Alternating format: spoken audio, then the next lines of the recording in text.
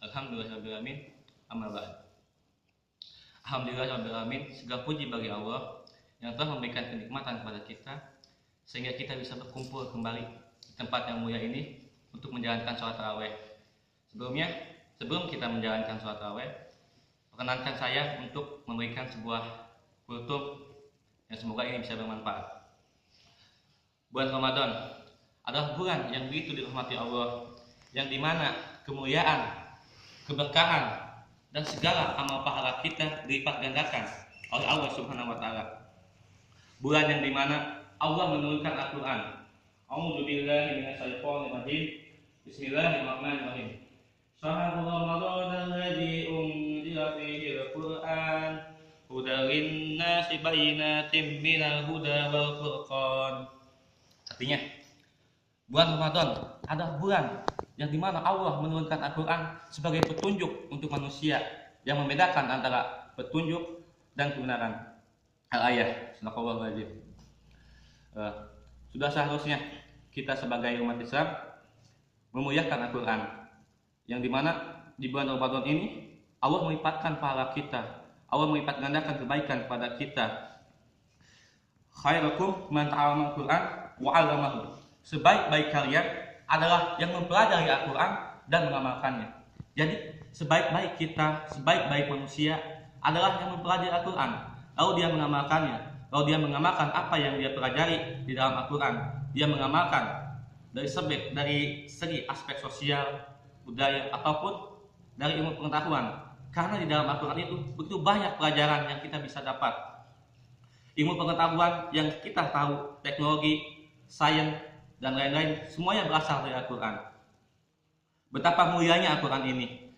Maka dari itu, ayo kita bangkitkan semangat. Apalagi kita seorang tahfidz, seorang penjaga wahyu, seorang yang akan dimuliakan Allah kelak di akhirat. Karena seorang yang menghafal Al-Quran, kelak dia akan bisa memberikan syafaat kepada orang tuanya, bisa memberikan mahkota kepada orang tuanya.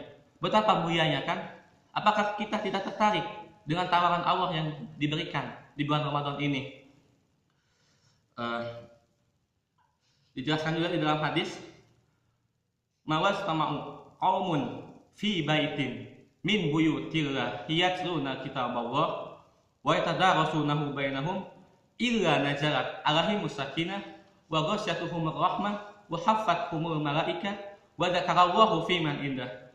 Tidak berkumpul suatu kaum di rumah-rumah Allah atau di masjid untuk mempelajari Al-Quran dan membacanya, melainkan rahmat Allah akan turun pada mereka, ketenangan akan datang pada mereka, dan malaikat-malaikat melingkupi mereka, serta Allah menyebut-nyebut nama mereka di sekitar makhluknya. Salah contoh ajaran membaca Quran. Lalu Allah menyebut, ya malaikat, lihatlah hambaku itu, Asman bin Fulan, sedang mempelajari Al-Quran, sedang membaca Al-Quran, sedang mengamalkan Al-Quran, maka aku ridho kepadanya. Subhanallah, luar biasa kan? Ketika kita mempelajari Al-Quran, ketika kita mengamalkan Al-Quran. Dan juga Al-Quran itu memuliakan kita. Contoh juga ketika zaman Rasulullah SAW, ada satu sahabat yang sangat mulia karena dia bisa hafal Quran, meskipun dia sebelumnya hanya seorang pengembala ternak. Ia Abdullah ibnu Mas'ud, yang juga dia bisa meriwayatkan beberapa hadis dari Rasulullah SAW. Luar biasa, begitu banyak kemuliaan Al-Quran, begitu banyak kemuliaan yang Allah berikan, keutamaan yang Allah berikan. Apalagi di bulan Ramadan ini kita harus banyak mendekatkan waktu dengan Al-Quran. Jangan menunggu waktu luang, tapi luangkanlah waktu untuk mempelajari Al-Quran, untuk membaca Al-Quran. Karena setiap satu huruf yang kita baca di dalam Al-Quran itu, kita akan mendapatkan 10 kebaikan.